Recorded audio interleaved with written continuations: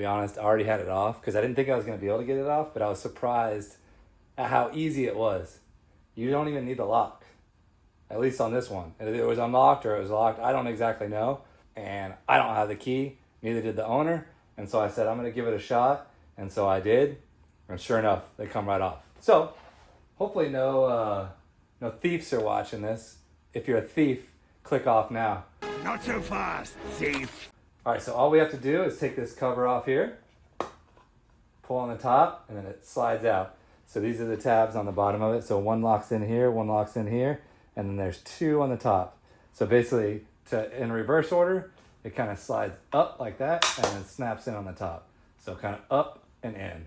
So reverse it, kind of pull out, and then down. So then you come across, this is the key.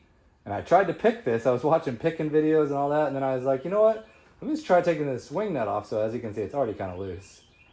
So take this wing nut off. If you need to, you can use a set of pliers on there. Obviously, don't mar it up because this guy does want to reuse it. And then look at this.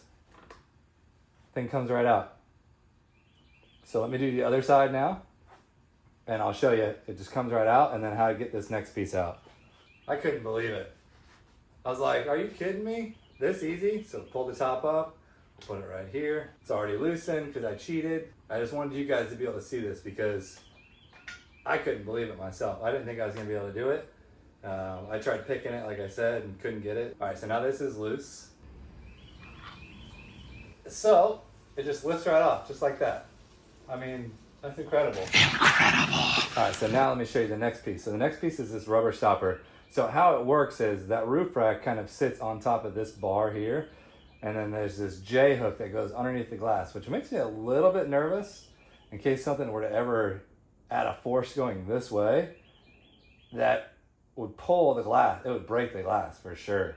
So if you ever hit anything right here, I don't know, it would be bad. So to get this off, you just pull this rubber up.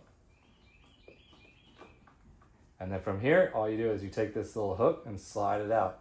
So this is the hook. You basically tighten that wing nut down underneath of this piece of glass. And that's why you don't go crazy with it. The weight is supposed to sit on top of here. But again, if there was ever any force to pull on this, it's pulling on that glass. So kind of crazy.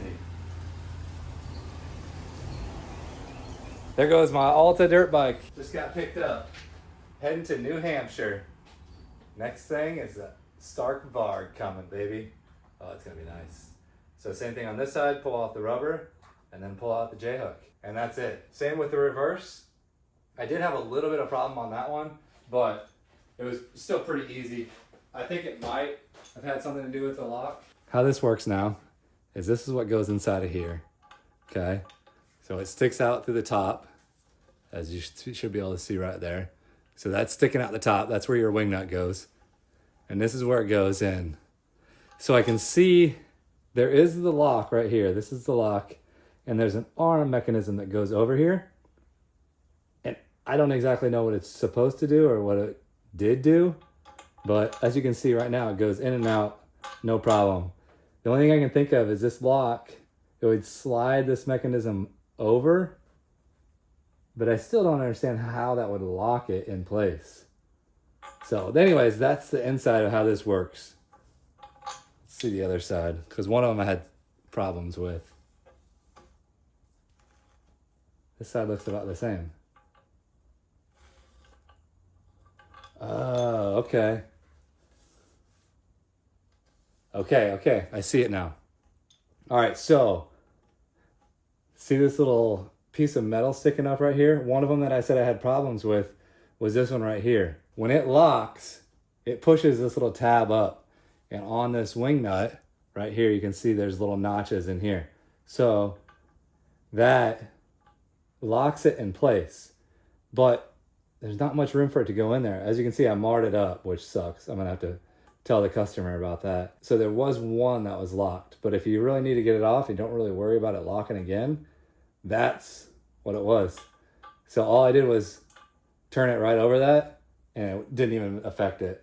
So on this one, the good side that wasn't impacted, you can see it wasn't locked. That thing was down. So it never got locked from the factory. you could have taken these off at any point. That's why this one, they spun so freely, is because that lock mechanism wasn't in place. And that's what that bar does. It has a bar that sticks up so that way it locks it. But again, it wasn't a very good lock because I just used a little pair of pliers and just turned it right past it. I hardly even marred up this piece of steel. So that's how it goes. So if you need to take yours off and they're all locked, you can get past it. You just gotta have to turn past that little notch right there. It's not terrible. There you go. There you have it. So thank you for watching. If this will be a shorter video, but if you need to take off your roof rack on your Tesla Model 3 or Model Y, that's how you do it. The Model S, it has the brackets on top of it and the Cybertruck. So only on the 3 and the Y are you gonna have this situation where you use these J hooks that go underneath of the windshield.